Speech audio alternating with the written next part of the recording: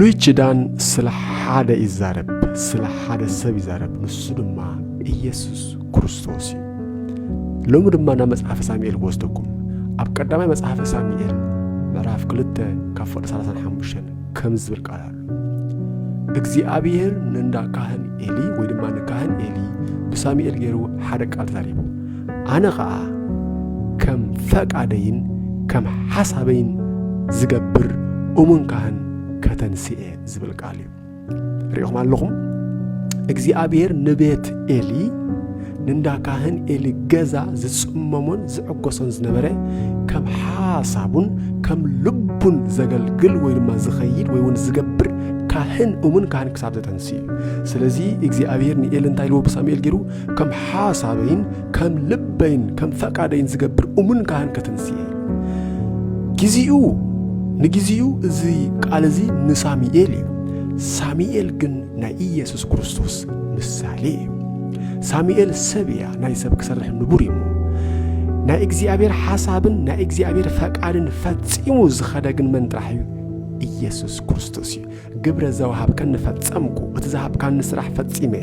ኣነ ናይ ኣቦይ ፈቃድ ክፍጽም ዝመጻእኩ ከም ዝበለ ናይ ኣቦ ናይ እግዚአብሔር ፈቃድ ናይ ኣቦ ናይ እግዚአብሔር ሓሳብ ናይ ኣቦ ናይ እግዚአብሔር ነብስ ኮይኑ ዝመጸ ኢየሱስ ክርስቶስ እዩ ስለዚ እዚ ቃል ዝብርግጽ ስለ ኢየሱስ ክርስቶስ እምበር ስለ ሳሙኤል ኣይነበረን ሳሙኤል ናይ ኢየሱስ ክርስቶስ ምሳሌ እዩ ሳሙኤል ናዝራዊ እዩ ኢየሱስ ክርስቶስ ድማ ናዝራዊ እዩ ሳሙኤል ንእግዚአብሔር ዝተዋህበ እዩ ኢየሱስ ክርስቶስ ድማ ካብ እግዚአብሔር እዩ ንእግዚአብሔር ናብ እግዚአብሔር ድማ ከይዲ እዩ ኣብቲ ሳሙኤል ዝነበረሉ ሳሙኤል ክሳብ ዝትንስእ ግዜ ቃል እግዚአብሔር ውሒድ ነበረ ራእይውን ኣይነበረን ይብል መጽሓፍ ቀዳማይ መጽሐፈ ሳሙኤል ምዕራፍ 3:1 ቃል እግዚአብሔር ኣምላኽ ውሒድ ነበረ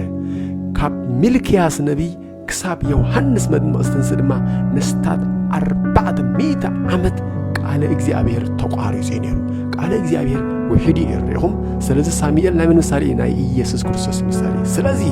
ብሉይ ኪዳን ስለ ሳሙኤል ዘይኮነ ስለ ኢየሱስ ክርስቶስ እዩ